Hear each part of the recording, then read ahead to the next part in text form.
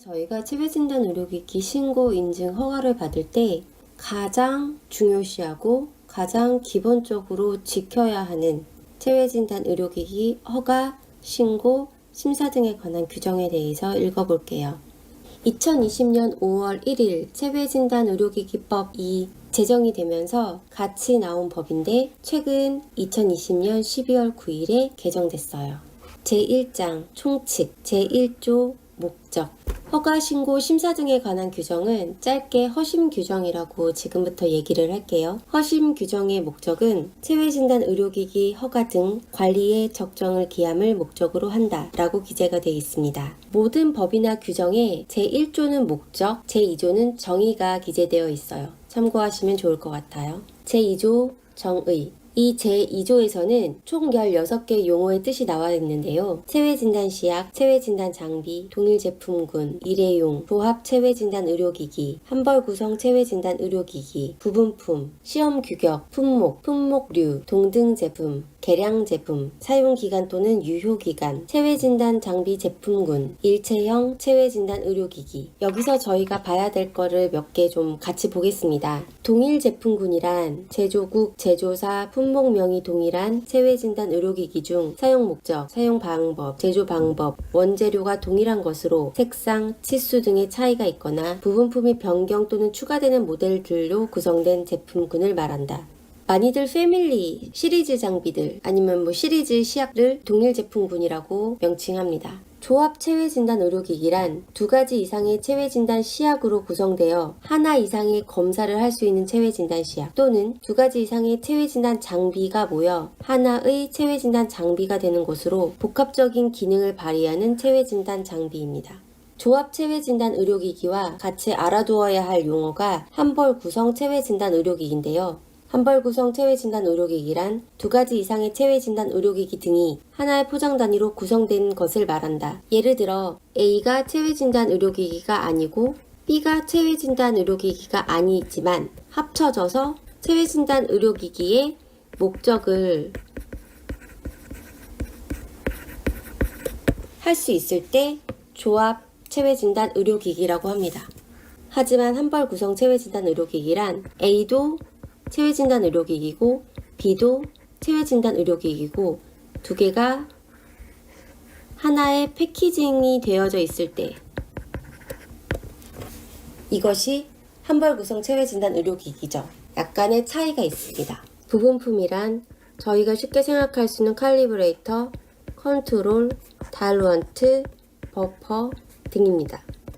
계량 제품이란 정의가 나오고 새로운 제품이란 정의가 나오는데 계량 제품은 이미 허가 인증받은 체외진단 의료기기와 사용 목적과 작용 원리는 동등하나 다음 항목에 따른 사항 중 하나 이상이 동등하지 않은 제품을 말합니다. 체외진단 시약일 경우는 원재료 성능이 다르고 체외진단 장비일 경우는 성능, 시험 규격, 사용 방법이 다를 때 계량 제품이라고 하고 새로운 제품은 이미 허가 인증받은 체외진단 의료기기와 사용 목적, 작용 원리가 동등하지 아니한 제품을 말한다. 완전 새로운 제품, 뉴를 얘기를 하는 거예요. 뉴. 계량 제품은 improved. 계량 제품인지 새로운 제품인지에 따라서 첨부 문서 종류가 달라집니다. 뒤에서 살펴보도록 할게요. 제2장 품목 및 품목류 허가 인증 신고. 제3조 허가 인증 신고의 신청 등. 1항 품목류 제조 수입 인증을 받거나 신고를 하여야 하는 체외진단 의료기기는 별표 1과 같으며 이 경우 동일 제품군에 해당하는 대표 제품 하나 이상을 대상으로 신청하여야 한다. 별표 1을 볼까요? 별표 1. 품목류 인증 신고 대상 체외진단 의료기기. 여기 1번 품목류 인증 대상 체외진단 의료기기는 차세대 염기서열 분석 장치가 나와 있습니다. 다시 돌아가 볼게요. 그리고 나와져 있는 내용들은 다 그냥 일반적인 내용들입니다. 여기서 하나 알려드리고 싶은 게 있는데요. 이미 허가 인증받은 품목과 동일한 제품을 확인하고자 하는 자는 다음 각 호의 요건에 모두 해당함을 입증할 수 있는 자료를 첨부하여 식약처장에게 신청하여야 한다.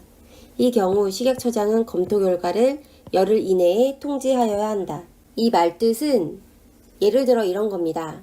A라는 제조원이 있고요. B라는 한국의 디스트리뷰터가 있습니다. C라는 디스트리뷰터가 있고요. 내지는 A라는 제조원이 있고 B라는 다른 대리점이 있을 수도 있겠네요. 기타 등등.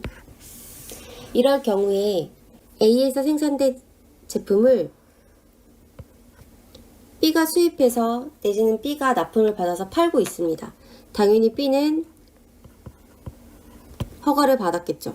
그런데 C도 후에 B가 팔고 있는 A의 제품을 그대로 수입해서 내지는 그대로 납품받아서 팔고 싶습니다. C도 허가를 받아야 돼요. 그럴 경우에 B랑 C 관계가 굉장히 좋고 마켓에서 비즈니스 매너가 잘 지켜지도록 비즈니스 어그리먼트를 맺은 경우에는 B가 받았던 허가 서류들 아니면 허가증을 C에게 넘겨주고 C는 이를 사용해서 허가를 신청할 수 있습니다. 결과는 열흘 만에 나올 수 있어요. 이때 사용되는 요건들이 여기서 말하는 각호의 요건입니다. 이미 허가 인증받은 체외진단 의료기기와 사용 목적, 작용 원리, 원재료, 성능, 시험 규격 및 사용 방법이 동일한 체외진단 의료기기임을 입증해야 되고요. 동일 제조소에서 제조된 체외진단 의료기기임을 입증해야 되고, 세 번째, 제조 의뢰자로부터 위탁받은 제조자가 제품을 설계, 개발, 생산하는 방식으로 제조한 체외진단 의료기기임을 입증해야 됩니다. 보통 이것은 허가증, 기술문서를 동일하게 써서 입증을 하게 되고요. 동일 제조소에서 제조된 체외진단 의료기기는 레터를 써서 입증을 하게 됩니다. 이것도 마찬가지 레터를 써서 이렇게 세 가지를 제출을 하면 열흘 만에 허가가 나오는 트랙이 있습니다. 동일 제품인 경우만 가능합니다. 제4조 제조 수입 신고의 처리 등 일반적인 내용이고 요거 하나는 조금 알고 있었으면 좋겠습니다. 체외진단 의료기기의 원재료 중 식약처가 허용하지 않는 원재료가 두 가지가 있습니다. 그 이유는 안전성, 유효성 문제가 우려되는 원재료인데요. 수은, 성면 이 두 가지를 사용해서 제조된 제품은 우리나라에서 체외진단 의료기기로 허가를 받을 수가 없습니다. 제6조 제조 수입허가 인증신청서 및 신고서의 작성 등 1항 체외진단 의료기기 제조 수입 허가 인증 신청서 또는 신청서의 각 항목은 제7조로부터 제18조까지의 규정에 따라 기재하여야 하며 해당 내용은 첨부 서류 등을 근거로 적합하게 작성되어야 한다. 첨부 서류에 나와 있는 내용 기반으로 작성해야 된다는 얘기입니다. 2항 수출만을 목적으로 하는 체외진단 의료기기의 경우에는 비고란에 수출용의 하남이라는 표시를 하여야 한다. 중고체외진단 의료기기는 중고체외진단 의료기기라는 표시를 해야 되고 동등 제품인 경우는 동등 제품 가로 열고 동등 비교 제품의 허가번호라는 표기를 하여야 한다. 동일 제품 체외진단 의료기기의 경우는 동일 제품 가로 열고 동일 제품의 허가 인증번호를 써야 합니다. 제3장 허가 인증신청서 및 신고서 항목 기재 세부사항 등 제7조 명칭 1항 체외진단 의료기기의 명칭은 다음 각호의 어느 하나에 따라 기재하여야 한다. 제품명을 기재하는 경우 제조 또는 수입 업소명, 제품명, 품목명, 모델명을 각각 기재한다. 이때 제조 또는 수입 업소명은 생략할 수 있고 제품명은 2개 이상 인정한다. 제품명을 기재하지 아니하는 경우에는 제조 또는 수입 업소명, 품목명, 모델명을 각각 기재한다. 제품명은 이미 허가 인증을 받거나 신고한 체외진단 의료기기의 제품명과 동일하여서는 안 된다. 조합체외진단 의료기기, 한벌구성 체외진단 의료기기의 경우에는 주된 사용 목적 및 상위 등급에 따라 각각의 체외진단 의료기기별로 제1항부터 제3항까지 규정에 따라 기재한다. 일체형 체외진단 의료기기의 경우에는 주된 사용 목적 및 상위 등급에 따라 각각의 체외진단 의료기기별로 제3조 제5항 및 제2항 내지 3항까지의 규정에 따라 기재한다. 수출명을 따로 기재할 필요가 있는 경우에는 수출명 땡땡땡땡의 형식으로 괄호 안에 병기한다. 제8조 모양 및 구조입니다. 모양 및 구조는 해당 제품의 작용 원리, 과학적 근거, 모양, 구조 및 치수 등을 구체적으로 기재하되 제품의 유형 및 특성을 고려하여 다음 각호에 따라 기재한다. 1. 액상 또는 분말 등의 체외진단 시약인 경우에는 색, 성상, 액성 등 외관상 특징을 포함하여 기재한다. 예를 들어 무색투명의 액체 내지는 동결건조 가루 이런 식으로 쓰면 된다는 거예요. 면역 크로마토그래피를 이용한 검사지 형태의 체외진단 시약인 경우 검사지의 재질, 적층 구조, 치수 등을 추가하여 기재한다. 혹시 유린 스트립 아시나요? 유린 스트립은 이렇게 어떠한 지지대 위에 패드가 각각 올려져 있어요. 그러면은 패드의 사이즈 적고 패드의 재질 3M 페이퍼라든가 그 다음에 이 지지대 폴리에스테르라든가 폴리에틸렌, 폴리프로필렌 등등등 이런 거를 다 적어줘야 된다는 겁니다. 3. 체외진단 장비의 경우에는 모양, 구조, 중량, 치수 및 각 부분의 기능, 전기적 전격, 전기 충격에 대한 보호 형식 및 보호 정도, 안전장치, 작동 개통도, 작용 원리, 전기 기계적 안전성을 검증할 수 있는 절연부의 전기 회로도 또는 전기 절연도, 소프트웨어의 구조 및 구조 기능 등이 기재되어야 합니다. 소프트웨어가 단독으로 사용되는 경우에는 다음 각목에 해당하는 내용을 기재합니다. 모양, 구조 및 각 부분의 기능, 그 다음에 소프트웨어의 구조 및 주요 기능. 재구조, 원재료. 체외진단 시약의 경우에는 다음 각목에 따라 기재한다. 일련 번호, 명칭, 배합 목적, 원재료명 또는 성분명, 분량, 규격, 비고. 하나하나 볼게요. 명칭란에는 해당 구성 제품의 일반 명칭을 기재한다.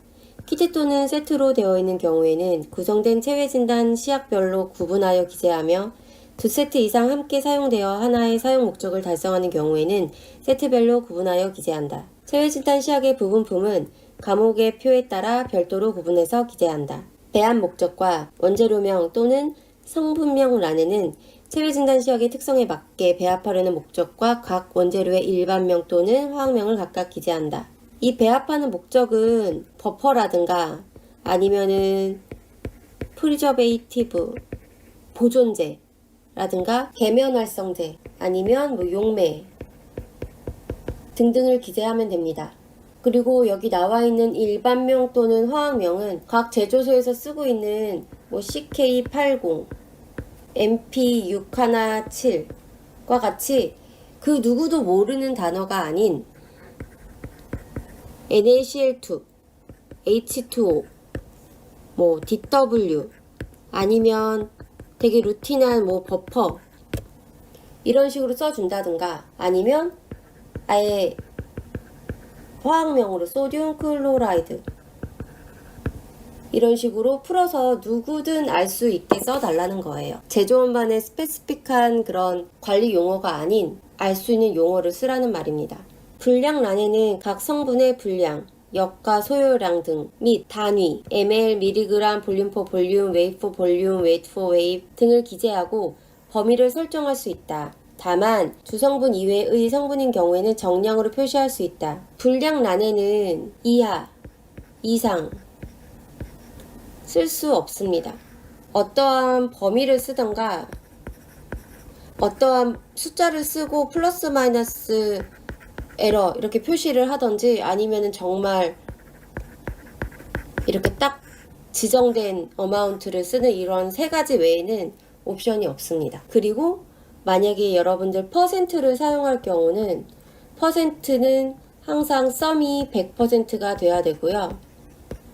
그 다음에 이 퍼센트가 웨이포 볼륨인지 볼륨포 볼륨인지 표시를 해야 합니다. 규격란에는 원재료에 대한 규격이 있는 경우에는 해당 규격을 기재하고 규격이 없는 경우엔 자사 규격을 기재한다. 체외진단 의료기기 경우에는 거의 다가 자사 규격입니다. 인하우스라고 기재하면 됩니다. 비고란에는 각 구성 체외진단 시약의 수량을 기재한다. 모든 패키지 유닛을 기재하는 게 아니라 가장 최소 단위의 패키지 유닛을 기재하면 되고 우리가 뒤에 보겠지만 포장 단위는 제조원의 포장 단위에 따른다. 자사 포장 단위에 따른다.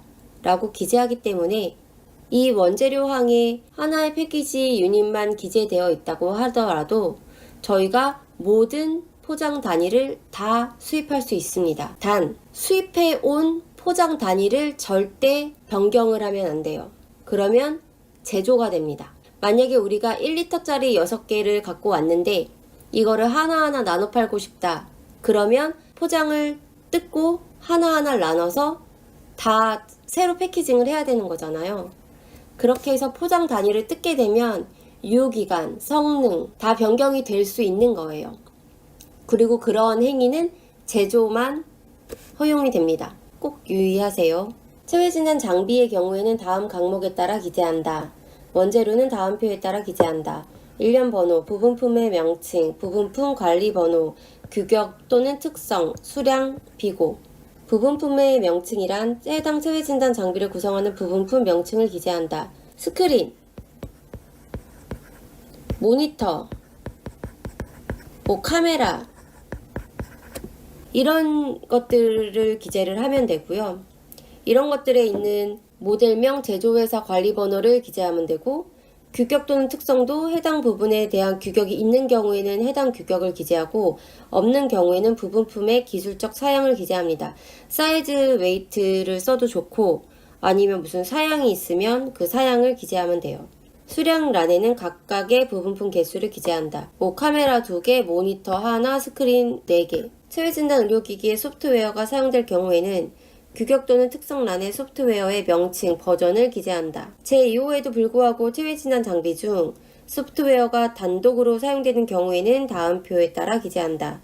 일련 번호, 소프트웨어의 명칭, 버전 및 운영 환경, 비고. 제10조 제조 방법, 제조원의 제조 방법에 따른다라고 기재한다. 다만 멸균하여 제조하는 체외진단 의료기기 또는 제2조 제6호에 해당하는 경우에는 별표 2의 멸균 방법 또는 이와 동등 이상 규격의 멸균 방법을 기재한다. 별표 2를 볼까요? 별표 2. 멸균 체외진단 의료기기의 멸균 방법. 방사선 멸균, 산화 에틸렌 멸균, 습열 멸균, 무균 처리, 기타 멸균에서 각각의 기준이 나와 있습니다. 이거를 적든 아니면 동등 이상 되는 규격을 적어줘야 됩니다. 제11조 사용 목적. 사용 목적은 다음 각호에 따라 기재한다. 사용 목적은 제조원의 근거 자료에 따라 검사 대상, 검체 종류, 분석 물질, 검사 항목이죠. 검사 질환명, 작용 원리 및 결과 판정 방법, 정성 또는 정량 등을 기재한다. 제품의 유형 또는 특성에 따라 일부를 생략해서 기재할 수 있다. 제1호에도 불구하고 시행규칙 제2조에 따른 1등급 체외진단 의료기기의 사용 목적은 관련 규정에 따라 기재한다. 다만 1등급 허가의 제품인 경우에는 제조원의 근거 자료에 따라 사용 목적을 이와 달리 기재할 수 있다. 검체 대상은 사람의 아니면은 어떠한 대장암 말기 환자의 이런 식의 검사 대상이 들어가는 거고요. 검체 종류는 혈청이나 혈장 아니면 내척수액 아니면 소변을 얘기를 하는 겁니다. 분석 물질은 말 그대로 타겟이에요. 타겟. 마커일 수도 있고요. 그다음에 검사 질환명은 말 그대로 이 키트로 진단할 수 있는 질환, 디지즈, 어떠한 현상 적으시면 되고 작용 원리 및 결과 판정 방법, 정성 또는 정량, 반정량. 제12조 성능. 체외진단 시약의 성능을 기재한다. 하나의 체외진단 시약이 2개 이상의 성능을 갖는 경우에는 각각의 성능을 모두 기재한다. 보통의 체외진단 시약은 2개 이상의 성능을 가져요. 이 성능은 저희가 흔히 얘기하는 민감도 아니면 특이도 아니면 정밀도 등등을 말을 하는 거거든요. 체외진단 장비의 성능은 해당 제품이 표방하는 제품의 전기 기계적 특성, 소프트웨어 특성을 추가하여 기재한다. 제1항 및 제2항 규정에도 불구하고 1등급 체외진단 의료기기 중 제품의 특성상 성능을 표방할 수 없는 경우에는 기재하지 아니할 수 있다. 1등급 염색시약 이런 것들은 성능을 기재하지 않을 수 있습니다. 제13조 사용방법 사용방법은 다음 각호에 따라 기재한다. 체외진단 시약인 경우는 검체 준비 및 저장 방법, 검사 전 준비 사항, 검사 과정, 결과 판정 및 정도 관리 등을 포함되도록 사용 방법을 기재한다. 다만 사용된 시약의 양은 성능이 확인될 수 있는 구체적 분량을 기재한다. 체외진단 장비의 경우 사용 전 준비 사항, 조작 방법, 사용 후의 보관 및 관리 방법을 상세히 기재한다. 다만 체외진단 장비 중 소프트웨어가 단독으로 사용되는 경우에는 사용 전의 준비 사항과 사용 후의 보관 및 관리 방법에 대한 기재는 생략할 수 있다. 전문가가 아닌 일반 소비자가 직접 사용하는 체외진단 의료기기의 경우에는 자가 사용에 불편하지 않도록 알기 쉬운 용어로 기재하여야 한다. 다른 체외진단 의료기기와 같이 사용할 경우 해당 제품에 대한 정보, 제조원, 모델명, 허가번호 등을 기재하여야 한다. 보통 허가번호만 적습니다. 사용 전 멸균을 하여야 하는 경우에는 별표 2, 아까 봤죠? 별표 2에 따라 식약처장이 인정하는 멸균 방법을 정확히 기재한다. 제14조 사용시 주의사항 사용시 주의사항은 다음 각호에 따라 기재한다. 1번 사용시 주의사항은 해당 체외진단 의료기기가 안전하고 합리적으로 사용될 수 있도록 필요한 최신의 안전성 관련 사항을 모두 기재하여야 한다. 이 경우 의학 용어사전 등을 참고하여 이해하기 쉽도록 작성하여야 한다. 2. 다음 항목에 따른 순서와 요령에 따라 기재한다. 체외진단용으로 사용해야 함을 기재한다. 체외진단 의료기기의 특성을 고려한 취급 대상 전문가 또는 일반 소비자 등에 대한 주의사항을 기재한다. 일회용, 재사용에 대한 사항, 제품 취급 및 보관상의 주의, 결과 판정상의 주의 및 제품 폐기 시 주의사항에 관한 내용, 일반적인 실험실 안전 및 생물학적 위험물질 취급 시 안전 등에 관한 주의사항, 일반적 주의, 체외진단 의료기기로 인한 중대한 사고를 방지하기 위하여 사용 중 주의사항을 기재하고 필요한 경우는 사고 발생 시 처리 방법 등도 기재한다. 적용상의 주의사항, 사용 방법 등에 따른 필요한 주의를 기재한다. 다른 체외진단 의료기기와 결합하여 사용하는 경우에는 조합에 관한 정보를 기재한다. 이 밖에 안전사고 예방에 필요한 사항이 있는 경우에는 관련 주의사항을 기재한다. 체외진단용으로 사용해야 함을 제외하면 그렇게 특별한 사항은 아닙니다. 제15조 포장단위 포장단위는 제조업자 또는 제조원이 정하는 최소 포장단위로서 제조 체외진단 의료기기의 경우에는 자사 포장단위로 수입 체외진단 의료기기의 경우에는 제조원 포장단위로 기재할 수 있다. 제16조 저장 방법 및 사용기간 저장 방법은 체외진단 의료기기의 특성을 고려해서 안정성이 보장될 수 있도록 구체적인 보관 조건, 온도 등과 유의사항 등을 병기하여야 한다. 체외진단 장비 중 소프트웨어가 단독으로 사용되는 경우에는 이를 생략할 수 있다. 이것 또한 마찬가지입니다. 이 온도는 이상 이하 안 되고요. 범위 가능합니다. 온도랑 플러스 마이너스 에러 가능합니다.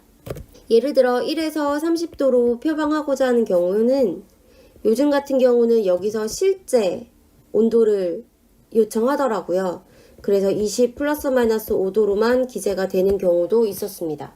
그래서 실제에 어떤 온도에서 테스트를 했는지 기록해 놓는 것도 중요합니다. 유의사항이라고 하는 거는 그런 거죠. 뭐 암실에서 보관한다 이런 것들을 기재를 하면 됩니다. 제17조 시험 규격 시험 규격은 체외진단 의료기기의 품질 관리와 안전에 적정을 기할 수 있도록 제조사가 설정한 근거에 따라 제조원 단위별로 적용할 수 있도록 다음 각호에 따라 기재한다.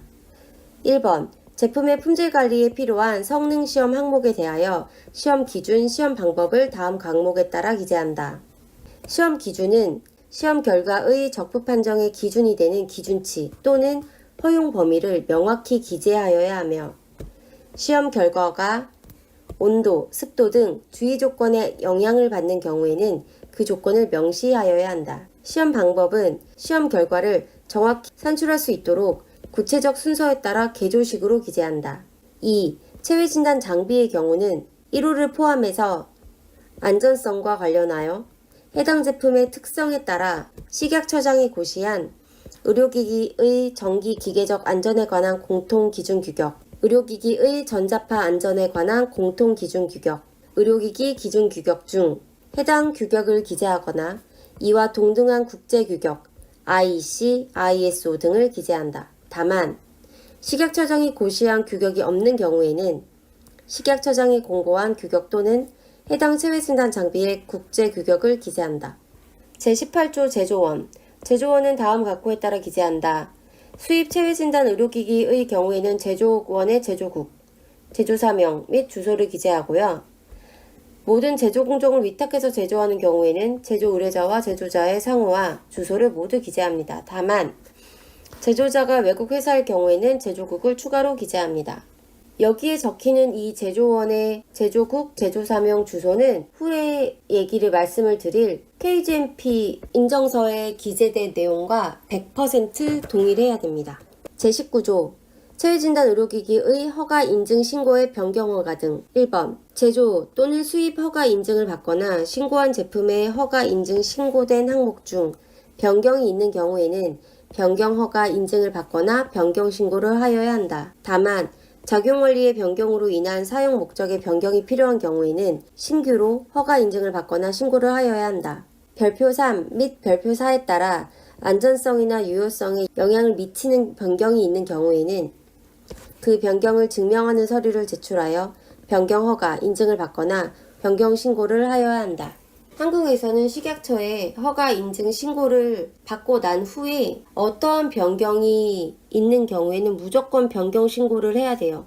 뒤에서 보겠지만 경미한 변경, 안전성이나 유효성에 영향을 미치지 않는 아주 미미한 변경인 경우에는 이면 기재가 가능하지만 그렇지 않은 경우에는 여기 나와 있듯이 그 자료를 접수해서 변경 신고를 해야 됩니다.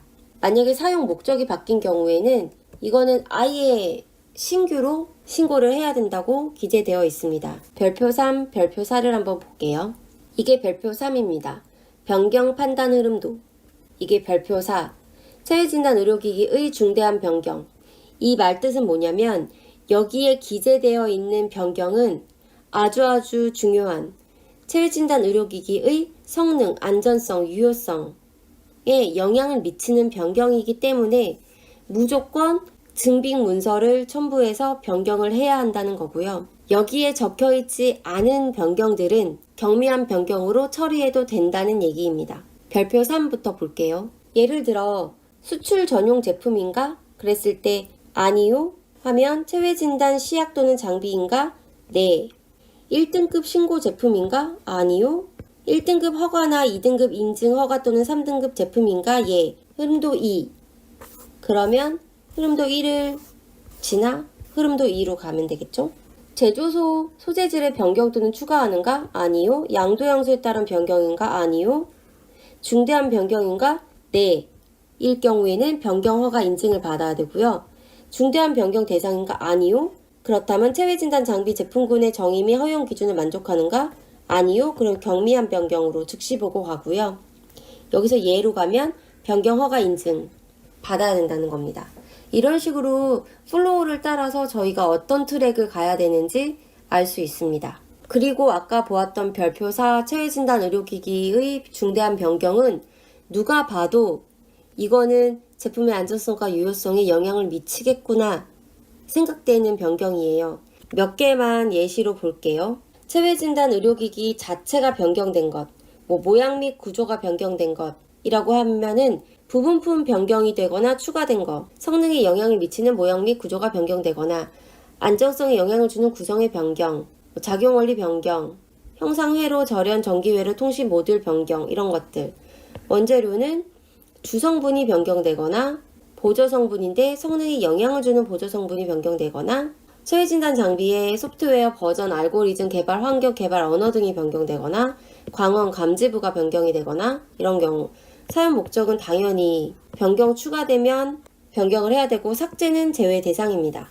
만약에 저장 방법 및 사용 기간에서 보관 조건 변경 및 사용 기간 또는 유효 기간이 연장되거나 아니면 체외진단 장비 작동 조건이 변경되거나 시험 규격에서 시험 규격항이 변경되거나 아니면 등급에서 4등급 체외진단 시약에 체외진단 장비 제품군 변경 또는 추가되거나 이런 변경 등등은 중대한 변경으로 무조건 변경 허가, 변경 인증을 받아야 합니다.